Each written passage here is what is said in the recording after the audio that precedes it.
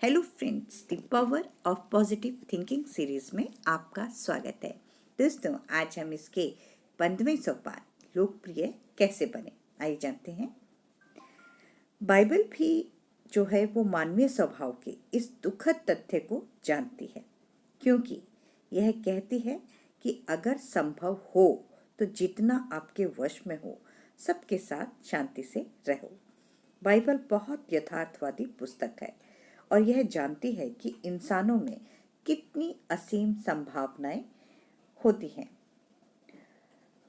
Bible ने अपने शिष्यों को सलाह दी है कि अगर वे किसी गांव में जाएं और अपनी तरफ से लोगों के साथ सौहार्द स्थापित करने के सर्वश्रेष्ठ प्रयासों के बाद भी वे ऐसा ना कर पाए तो उस गांव की धूल तक को अपने पैरों से झाड़ दें, और जो भी आपको पसंद ना करे उस शहर से निकलने के बाद आप अपने पैरों की धूल तक झाड़कर प्रतीकात्मक रूप से उन्हें अपने दिमाग से निकाल दें। इसका मतलब यह है कि समझदारी इसी में है कि आप अपनी नापसंदगी को स्वयं को गंभीरता से प्रभावित ना करने दें, क्योंकि आप हर किसी के साथ पूरी तरह लोकप्रिय नहीं हो सकते। बहरहाल, ऐसे कई फार्मूले और तरीके हैं जिनका निष्ठा से पालन करने पर आप ऐसे इंसान बन सकते हैं जिसे दूसरे लोग पसंद करेंगे।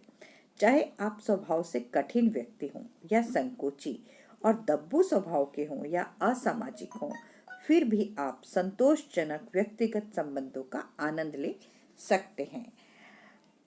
आप अपने आप को एक ऐसा इंसान बना सकते हैं जो दूसरों के साथ सहज, स्वाभाविक और सुखद संबंध का आनंद लेता है।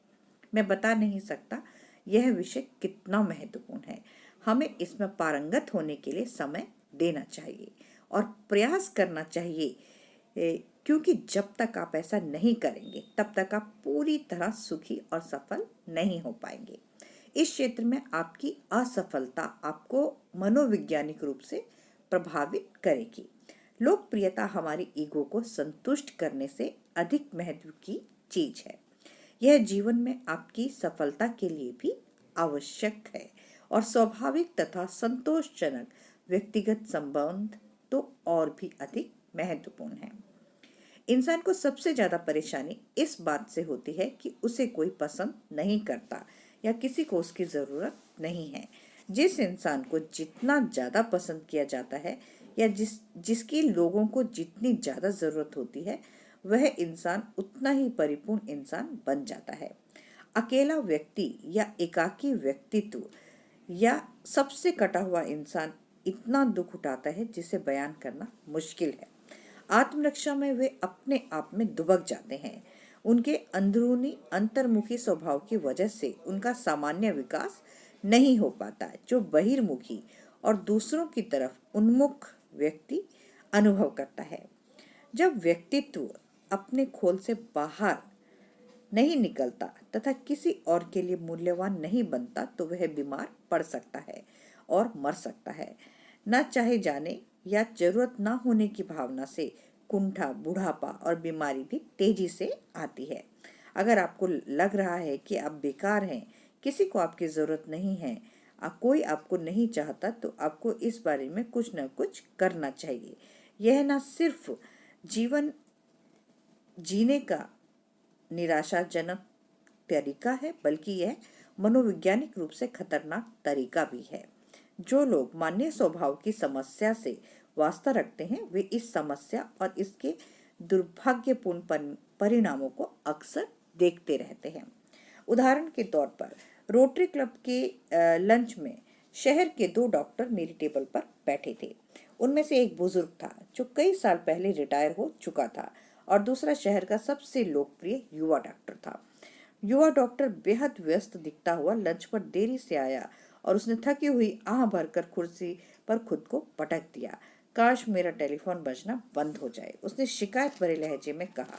मैं कहीं भी नहीं निकल पाता क्योंकि लोग मुझे हर समय फोन करते रहते हैं। मेरी इच्छा होती है कि मैं अपने टेलीफोन पर साइलेंसर लगवा दूं। बुजुर्ग डॉक्टर ने धीमे से कहा, मैं जानता हूं कि तुम्हें कैसा लगता होगा, परंतु ईश्वर जानता है। पहले मैं भी यही सोचा करता था कि टेलीफोन की घंटी बजना बंद हो जाए, परंतु तुम ईश्वर को धन्यवाद दो कि टेलीफोन बज रहा है और तुम्हें लोग खुश होकर बुला रहे हैं, तुम्हें चाहते हैं, उन्हें तुम्हारी ज़रूरत है।